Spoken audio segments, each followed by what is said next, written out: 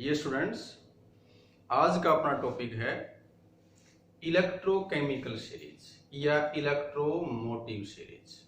क्या है इसकी सीरीज? जब हम एलिमेंट्स को उनके electrode potential that is reduction potential के इंक्रीजिंग ऑर्डर में अरेंज कर दें तो जो अरेंजमेंट आता है, जो सीरीज बनती है, उसी को इलेक्ट्रोकेमिकल सीरीज कहा जाता है। ये हमने कुछ एग्जाम्पल लिखे। लिथियम का पोटेंशियल सबसे कम है, फ्लोरीन का सबसे ज्यादा है। तो ये जो इंक्रीजिंग ऑर्डर में हमने अरेंज किया है, इसी को कहते हैं इलेक्ट्रोकेमिकल सीरीज। अब क्वेश्चन आता है इसका यूज क्या करें। तो इसके लिए हमने स्टार्ट किया एप्लीकेशंस। हम इसी कुछ मेन एप्लीकेशंस के बारे में डिस्कस करेंगे। पहली एप्लीकेशन है in comparing the relative oxidising and reducing power.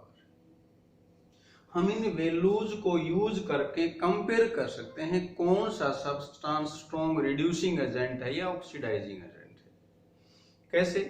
For example, lithium का रिडक्शन पोटेंशियल सबसे कम है। ये हमने ऑलरेडी बताया हुआ है कि oxidation potential, reduction potential numerically same होते हैं, उनका साइन अपोजिट है।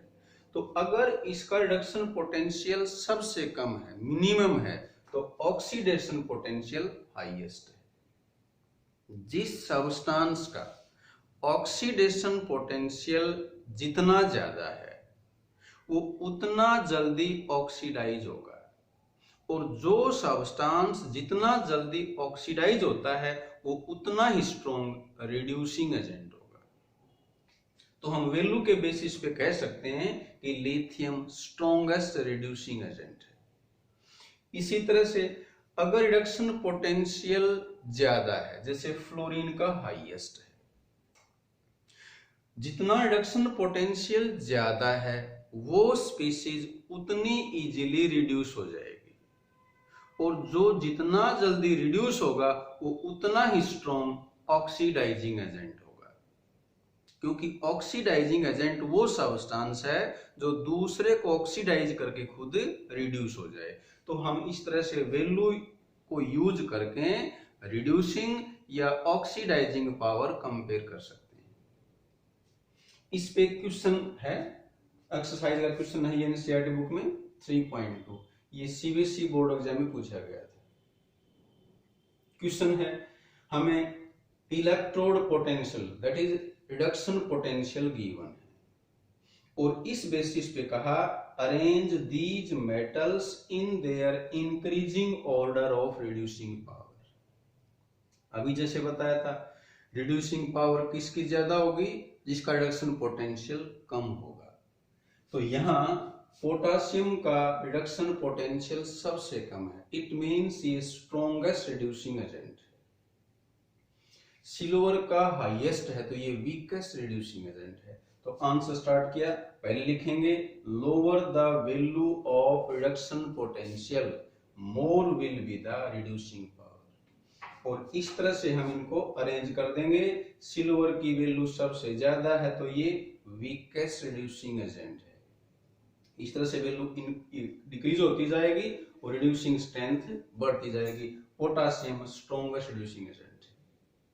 ये एप्लीकेशन कंप्लीट हुई। सेकंड एप्लीकेशन स्टार्ट कर रहे हैं, in predicting the spontaneity of redox reaction. कोई रेडॉक्स रिएक्शन है, वो स्पॉन्टेनियस है या नॉन स्पॉन्टेनियस है, उसके लिए भी हम इस सीरीज का यूज कर सकते हैं। उसके लिए हमने क्या करना है, रेडॉक्स रिएक्शन में हम आइडेंटिफाई कर लेंगे कैथोड कौन सा स्पीशीज है, एनोड कौन सी स्पीशीज है, और उस बेसिस पे हम उसका ईएमएफ निकाल लेंगे। अगर ईएमएफ पॉजिटिव आता है तो वो रिएक्शन स्पॉन्टेनियस होगी, नेगेटिव आता तो नॉन स्पॉन्टेनियस। तो इस एप्लीकेशन भी एक क्वेश्चन है अपनी टेक्स्ट बुक में, इंडेक्स क्वेश्चन है ये 3.2। क्वेश्चन है, can you store copper sulphate solution in zinc pot. Zinc vessel है, और अपने से पूछा क्या उसमें हम कॉपर सल्फेट का सॉल्यूशन स्टोर कर सकते हैं, हमें रिडक्शन पोटेंशियल की वैल्यू दे रखी है। कॉमन सेंस है ये। अगर कोई सब्सटेंस, कोई सॉल्यूशन किसी वेजल के साथ रिएक्ट करेगा तो उसमें हम उसको स्टोर नहीं करेंगे। तो पहले हम प्रेडिक्ट करेंगे, डिटरमाइन करेंगे कि रिएक्शन स्पॉन्टेनियस है या नॉन स्पॉन्टेनियस है।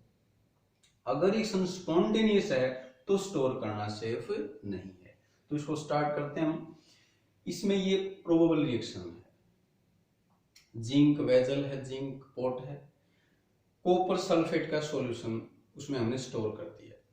अगर ये रिएक्शन होगी तो इसमें जिंक कॉपर को डिस्प्लेस करके जिंक सल्फेट बनाएगा। तो इस रिएक्शन से हम आइडेंटिफाई कर लेंगे इसमें एनोड कौन एक्ट करेगा, कैथोड कौन एक्ट करेगा। जिंक का ऑक्सीडेशन नंबर 0 है, चार्ज 0 है। राइट साइड में जिंक का चार्ज +2 है। यहाँ कॉपर सल्फेट में कॉपर का चार्ज +2 है, राइट में कॉपर एटम का चार्ज 0 है। तो जिंक की स्टेट इंक्रीज हुई और इंक्रीज होना कहलाता है ऑक्सीडेशन, और ऑक्सीडेशन होता है एट एनोड। तो हमें क्लियर हो गया कि जिंक है वो एनोड है और कॉपर है ये कैथोड है। तो इसके लिए हम इलेक्ट्रोड पोटेंशियल डिटरमाइन करेंगे, सॉरी ईएमएफ डिटरमाइन करेंगे। EMF is equal to reduction potential of cathode. Cathode इसमें है कॉपर, नोड मतलब standard, minus reduction potential of anode. Anode इसमें है जिंक। वैल्यू पुट की,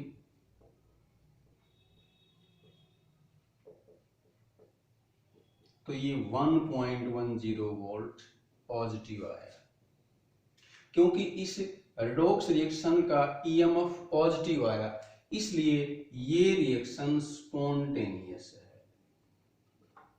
मींस जिंक वेजल के साथ कॉपर सल्फेट रिएक्ट करेगा, इसलिए हम इसको स्टोर नहीं कर सकते। तो आंसर होगा वी कैन नॉट स्टोर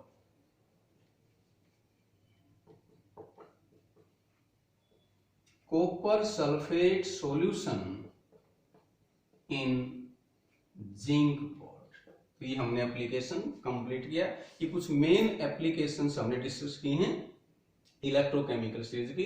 तो ये टॉपिक कंप्लीट है। Thank you.